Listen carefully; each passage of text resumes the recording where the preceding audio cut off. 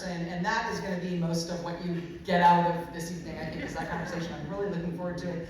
I do want to read one thing from the book, if that's okay. I'll read one thing from the book. It's a downer, but it goes somewhere.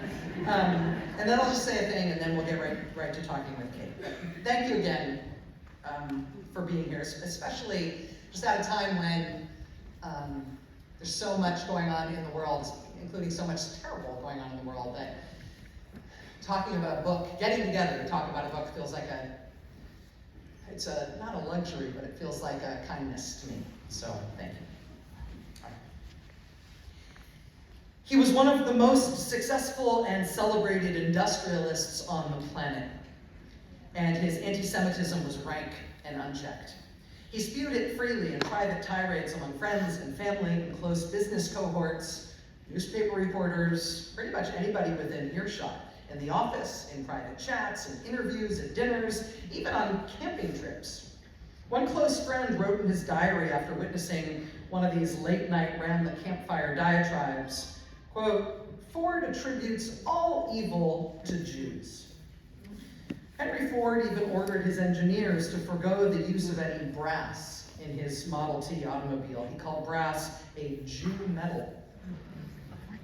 Henry Ford said, quote, "Wherever there's anything wrong with a country, you'll find the Jews on the job there." He blamed the vast and inchoate Jewish conspiracy for inciting his workers and his stockholders to demand that he share a sliver more of the expansive Ford Motor Company profits with them. He blamed Jewish people for the gold standard. He blamed Jewish people for the advent of the Federal Reserve Bank. He blamed Jewish people for ruining motion pictures in America. He blamed Jewish people for ruining popular music. He even blamed Jews for ruining baseball. Now, Ford was hardly the only radical anti-Semite in the US circa 1920, but in addition to his fortune and his family name and his iconic company, he had a megaphone that the average crazy uncle theorizer lacked. He had a newspaper, which was called the Dearborn Independent. He purchased it for a song in 1918. And the paper was a big money loser in the beginning. It had poor to middling circulation, and Ford's editorial harangues did little to draw new readers. Yes, he was famous and an important man, but how many attacks on the guy who beat Ford in the most recent Michigan Senate race did the public really want to read? Oh, Truman H. Newberry, he had stolen that election. One of the Dearborn Independent's editorial staffers, who was a veteran of New York newspaper wars, had an idea. He wrote to Ford's right-hand man, "Find an evil to attack. Let's find some sensationalism."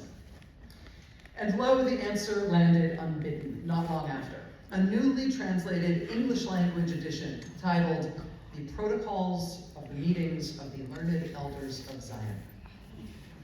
This pamphlet was the work of Russian fabulists who were furious at the Bolsheviks toppling the old Tsarist aristocracy. The Tsarists portrayed the Russian Revolution as not just a local affair. They said it was the early innings of a plot by a cabal of all-powerful Jewish schemers to take over the whole world. The Protocols was billed as the product of a surreptitious note-taker at a top-secret meeting where these Jewish puppet masters had drawn up their strategy. There was no secret meeting, obviously. There was no secret plot. The whole thing was a work of fiction. There was no surreptitious note-taker who wrote this thing. It was a very considered, very deliberate lie.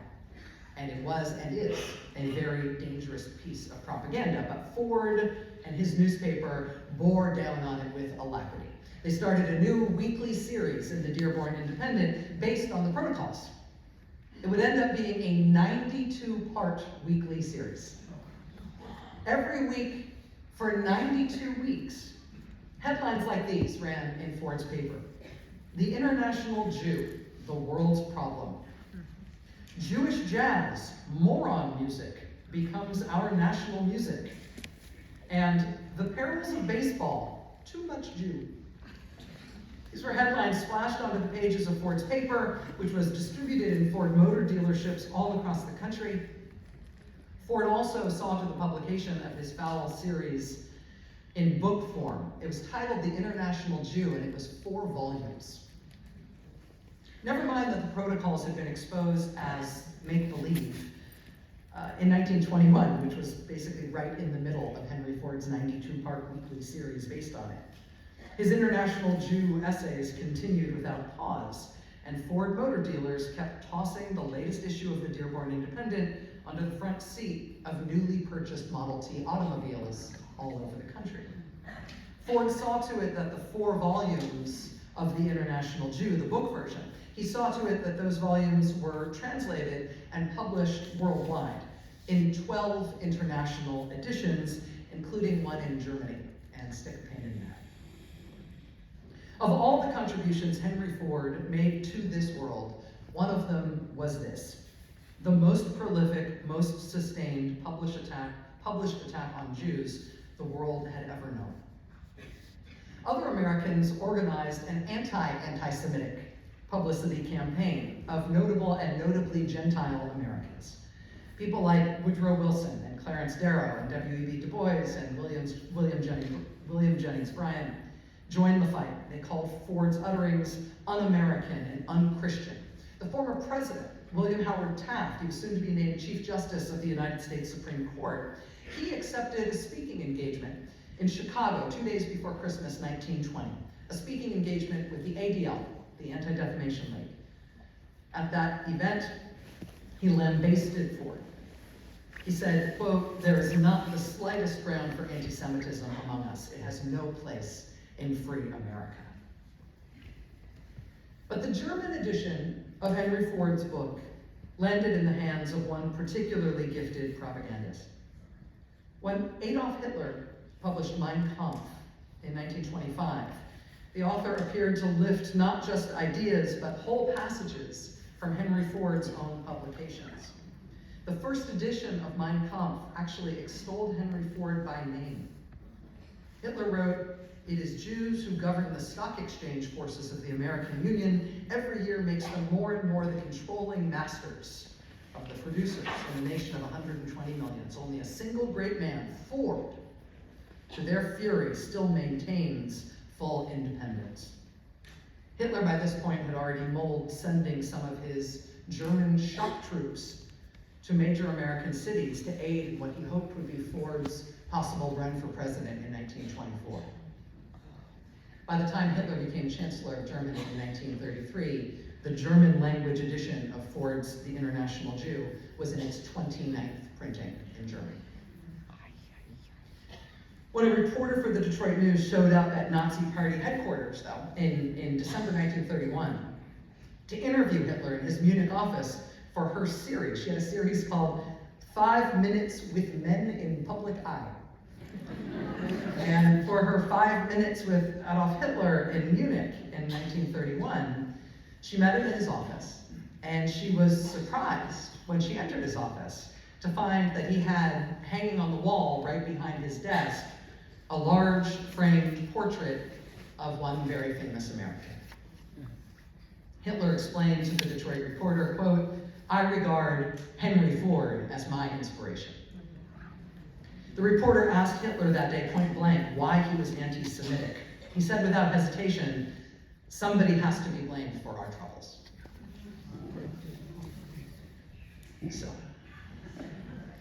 in the 1930s, the international winds that put Germany in the hands of Hitler and Italy in the hands of Mussolini and Spain with Franco, the same winds that saw a fascist mob storm the French Parliament and succeed in stopping the peaceful transfer of power and ousting the lawfully elected French government in 1934. The same winds that saw the British Union of Fascists founded in 1932, those winds blew through our borders too. We too had rabid anti-Semitism and pro-fascist agitation that was advanced by the most famous industrialist in the country, Henry Ford, and the most influential right-wing media figure the country has ever had, Charles Coughlin. Also, the consensus national hero of the day, the man who was more famous than any other person in the country other than the president himself, the hero aviator, Charles Lindbergh. Also, there was the single largest voluntary political country at the time, which was called the America First Committee. They advocated against us joining the fight against Hitler. And I mention them all in that series because I think it's important to remember, and it is heartening to remember actually, that these were among the most influential people in the whole country. The reason that's heartening is because they didn't win. But these were among the most influential people in the country, the most powerful, the most respected, the most listened to people in the country, and their work was accelerated by an aggressive effort by the German government to propagandize the American public. Propaganda telling us not to believe what were derided as atrocity stories about the Nazis, propaganda telling us to see democracy as weak and corrupt and a failed project whose time had passed.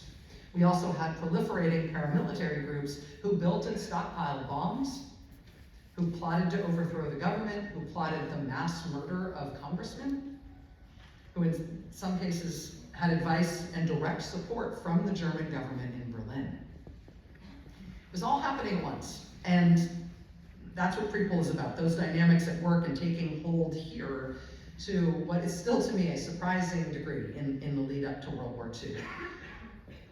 I'll just say just two more things. One is that the reason the book is called Prequel is not because I believe we are dealing with some new iteration of the Nazis or Hitler today, or that there's any analogy between anything in modern history and Germany under the Nazi Party and Hitler from 1933 to 1945. Only Hitler is Hitler, only Nazis are Nazis.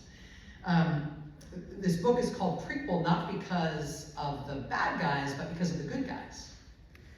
Because from that era, the Americans who fought this ultra-right anti-democratic movement and who fought the Nazis, who fought Nazi operations, not just abroad in wartime, but who fought Nazi operations here in America, who fought their fellow Americans who were siding with the Nazis and working for the Nazi cause and trying to implement an American form of Nazism here. The Americans who stood up against that and outflanked and infiltrated and exposed and beat those people, they are the Prequel. They are the Americans who I believe gave us a gift. They left us stories and lessons for how to think about our challenges today. What are your options when, hypothetically speaking, an American ultra-right rises and starts agitating to end our system of government and replace it with a strongman form of government instead? What are your options in particular when a movement like that isn't just agitating on the fringe, it has unnerving connections to elected politicians, to people with real political power? Here in this room, we are alive and sentient in a time when there is an ascendant ultra-right in America that is linked to the most powerful people and forces in politics. And it includes right-wing armed paramilitary groups. And it involves the denial of election results, and it involves mass disinformation, and toxic conspiracy theories, and intimidation, targeting minorities and Jewish Americans. It involves weird, big, hot, sexy crushes on foreign authoritarian leaders. It also involves the attempted and presumably repeated effort to use force and violence to affect political outcomes, even at the highest level. It's happening. This is our time. But it has been some other times too. And here now in 2023, knowing that it has come for us, I think we need to think about what we can learn from people who faced it before. But we also need to think ahead about what our descendants and future generations of Americans are going to learn from us in this time about what we did against this movement that we're up against now. What do you want to be able to brag about? I saw Rachel Maddow. Think bigger. What do you want your grandkids to brag to their friends and to tell their own kids about what grandma and grandpa did in 2023 and 2024? What do you want the future books, the future whatever the version of podcasts are, to say about this time and how we stood up and how smart we were and how we outflanked them and outthought them and mocked them out of existence. We're here and alive when this is happening now. It is not a lucky thing to live in an important time, but we live in an important time. So let's talk about it.